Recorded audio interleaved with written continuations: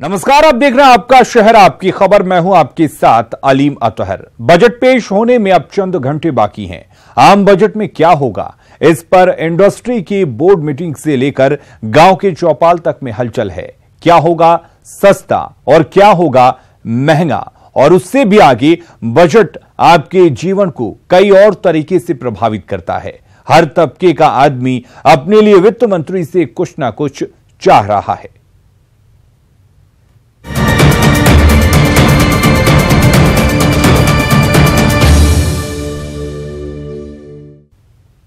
तो पूरा देश वित्त मंत्री से बजट में अपने मुताबिक सुविधाओं और घोषणाओं की उम्मीद कर रहा है। बजट सत्र के पहले दिन प्रधानमंत्री ने बजट को लेकर बड़ी उम्मीदें भी जगा दी हैं। अगले साल होने वाले लोकसभा चुनाव की वजह से भी लोगों का भरोसा है कि इस बार अरुण जेटली के बजट में कड़वे डोज की जगह कुछ मीठा होने की गुंजाइश ज्यादा होगी। तो कैसा होगा आपके सपनों का बजट?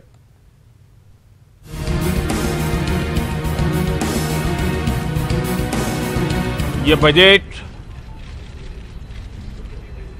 देश की तेज गति से आगे बढ़ रही अर्थव्यवस्था को एक नई ऊर्जा देने वाला, देश के सामान्य से सामान्य मानवीय की आशा अपेक्षाओं को परिपूर्ण करने वाला बजट आएगा। बजट में किसकी किस्मत में क्या आएगा, इन अटकलों के बीच प्रधानमंत्री ने बजट सत्र के पहले दिन सपनों के बजट की जो परिकल्पना पेश की, उससे आम लोगों की उम्मीदें परवान चढ़ने लगी। आइए आपको बताते हैं कि प्रधानमंत्री जिस सपनों के बजट की बात कह रहे हैं, वो बजट कैसा होगा। इसमें कोई दो राय नहीं कि सपनों का बजट युवा, किसान और मध्यम वर्ग के हितों को ध्यान में रखकर ही तैयार किया जाएगा। युवा भारत को सबसे ज्यादा किसी चीज की जरूरत है तो वो रोजगार की। देश में कायदे से हर महीने 10 लाख नए युवाओं को रोजगार चाहिए। इसके बरअक्स केंद्रीय श्रम ब्यूरो के मुताबिक पिछले 3 साल में बामुश्किल 70 लाख रोजगार मिल पाया है। 2015 में देश में नौकरियां पैदा होने की दर पिछले 6 साल के निचले स्तर पर थी। बेरोजगारी दर वित्त वर्ष 2016 में 5 वर्ष के उच्चतम स्तर पर थी, जो करीब 5% रही। 2014 में बेरोजगारी दर 4.9% और वित्त वर्ष 2013 में 4.7% थी। बजट में भारत की राष्ट्रीय रोजगार नीति की घोषणा हो सकती है, जो देश के विभिन्न सेक्टरों में नौकरियां पैदा करने की राह आसान करेगी। रोजगार नीति में नौकरियां देने वालों के लिए इंसेंटिव्स और एंटरप्राइजेस को आकर्षित करने के लिए सुधार की गुंजाइश बनती है। इसके अलावा सरकार का फोकस छोटे और मझोले उद्योगों पर होगा।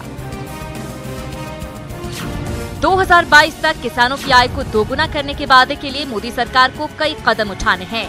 इसके लिए जरूरी है खेती को फायदे का धंधा बनाना, खेती की लागत घटाना और कुदरती मार के नुकसान की भरपाई करना। बजट में किसानों के लिए बीज और उर्वरक पर सब्सिडी के दायरे को और मजबूत करने के प्रावधान हो सकते हैं। कृषि क्षेत्र में सुधार करने के मद्देनजर सरकार इस बजट में मनरेगा के लिए फंड में बढ़ोतरी कर सकती है। किसानों को फसलों की सही कीमत मिल सके, इसके लिए बजट में कुछ प्रावधान हो सकते हैं। वहीं सरकार कृषि निर्यात बढ़ाने के लिए नई घोषणाएं कर सकती है। ऐसा इसलिए क्योंकि जब भी निर्यात बढ़ता है तो कृषि उत्पादों की कीमतें नियंत्रण में रहती हैं और इसका किसानों को फायदा मिलता है।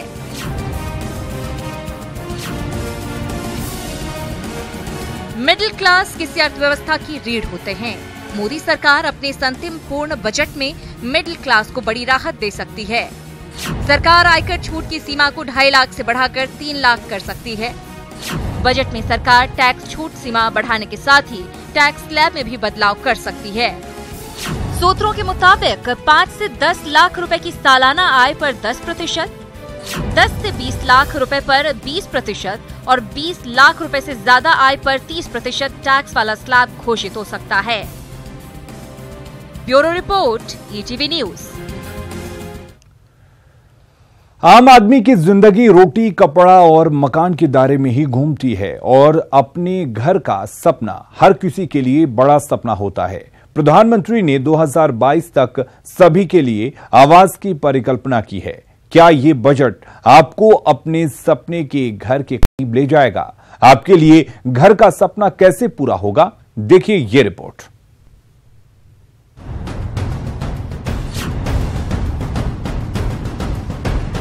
पीएम नरेंद्र मोदी ने साल 2022 तक 3 करोड़ भारतीयों के लिए खुद के घर का बड़ा प्लान तैयार किया है।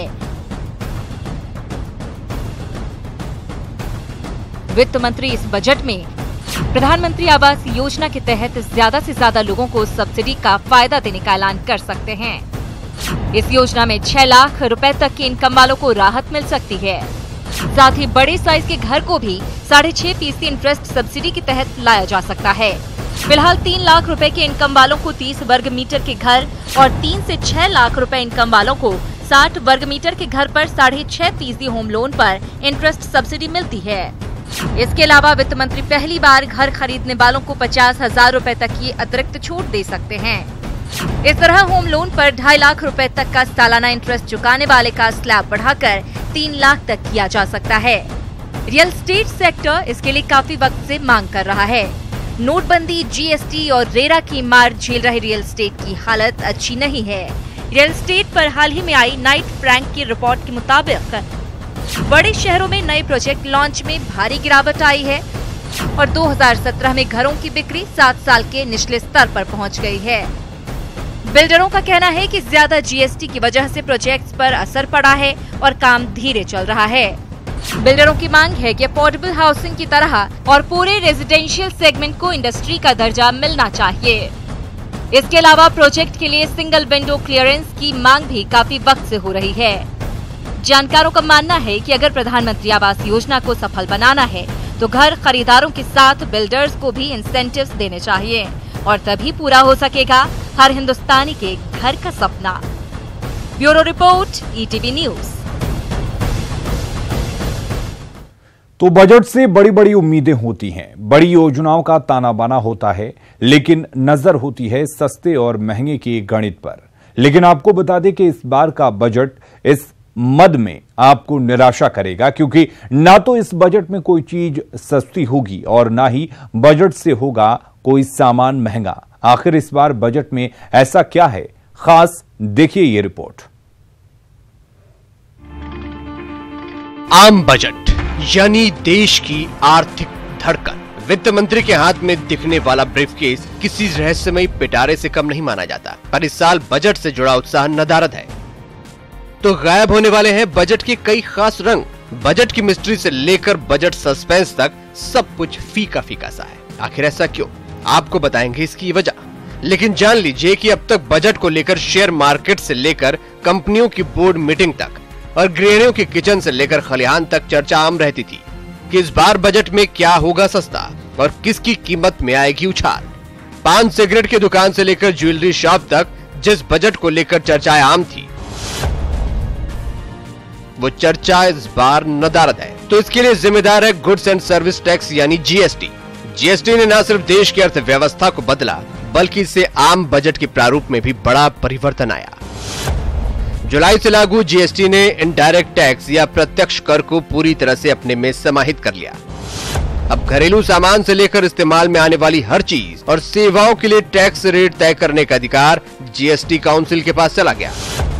अब बजट का रोमांच डायरेक्ट टैक्स, कस्टम ड्यूटीज के साथ ही अलग अलग मद में आवंटन और सरकार की नई योजनाओं तक सीमित हो गया है। जीएसटी ने बजट के रंग को कुछ फीका तो किया, लेकिन इसके कारण कालाबाजारी पर जबरदस्त अटैक भी हुआ, क्योंकि बजट से पहले कीमत बढ़ने के नाम पर कई चीजों की कालाबाजारी आम थी। इस बार बजट पूर्व ऑफर के मेले भी आप नहीं देख पाएंगे, क्योंकि इसकी गुंजाइश भी अब नहीं बची। तो आम बजट को लेकर राजनीति भी अब पुराने वक्त की बात हो गई है। दरअसल आम आदमी को सबसे ज्यादा प्रभावित करने वाली घरेलू उपयोग की वस्तुओं की कीमत को लेकर वित्त मंत्री पर इस बार कोई दबाव नहीं। हालांकि मिडिल क्लास को टैक्स स्लैब में राहत देने की मांग और इसे लेकर वित्त मंत्री पर थोड़ा दबाव तो रहेगा। फिर भी माना जा सकता है कि इस बार वित्त मंत्री के लिए अर्थव्यवस्था को मजबूती देने वाले सेक्टर पर फोकस करने का ज्यादा बड़ा मौका है। Bureau report, ETV news. तो बजट से हर शख्स की अपनी उम्मीदें होती हैं, लेकिन सबसे बड़ा इफेक्ट रसोई पर पड़ता है। तो चलिए सबसे पहले उन महिलाओं की सुनते हैं जो घर चलाती हैं।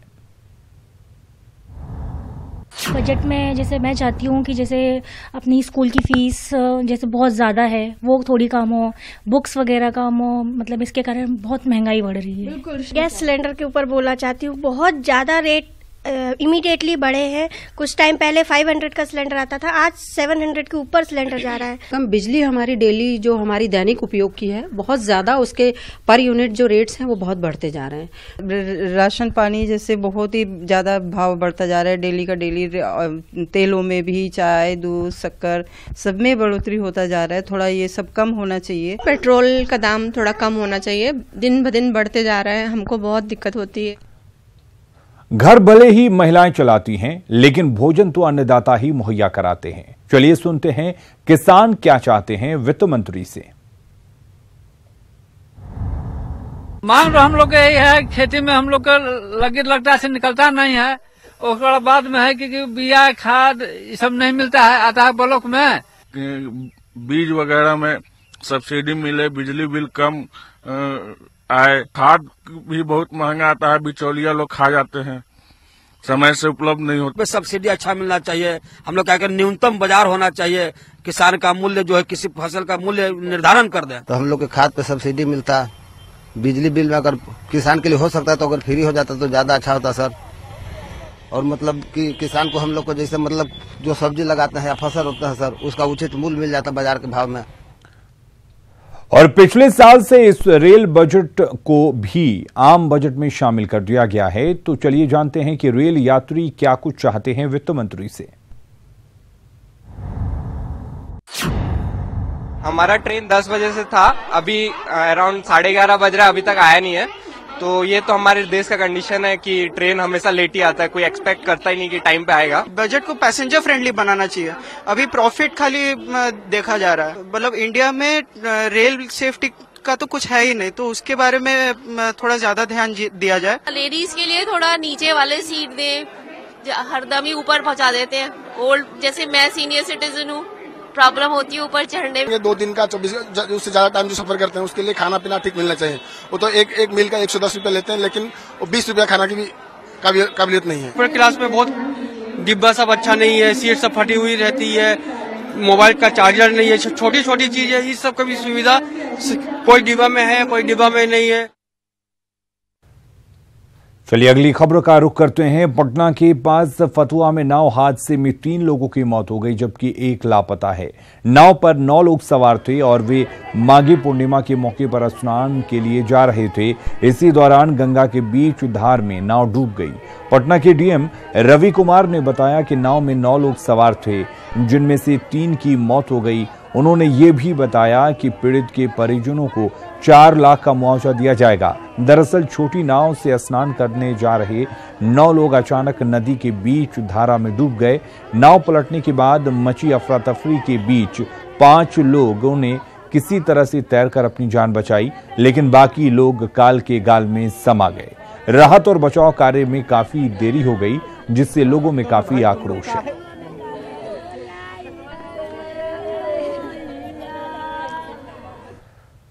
और रुक करेंगे इस वक्त एक बड़ी खबर की। गिरिडीह से बड़ी खबर है। राजधनवार के अलग देशी में विस्फोटक में ब्लास्ट हुआ है। 3 लोगों की मौत हुई है, 2 लोगों का शव बरामद किया जा चुका है।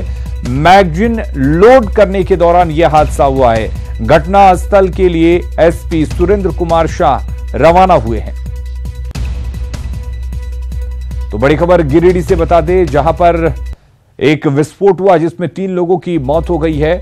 हालांकि 2 लोगों का शव बरामद किया गया है। फिलहाल जो वहां गिरिडीह के एसपी हैं वो मौके के लिए रवाना हुए। 3 लोगों की मौत की पुष्टि हो चुकी है। मैगजीन लोड करने के दौरान यह हादसा हुआ है।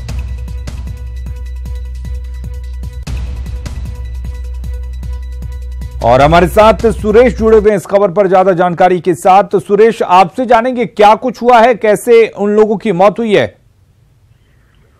देखिए, यह धनवार थाना क्षेत्र के अलग देशी एक गांव है जहां की यह घटना है। यह इलाका जो है वो कोडरमा जिले के बॉर्डर से सटा हुआ है।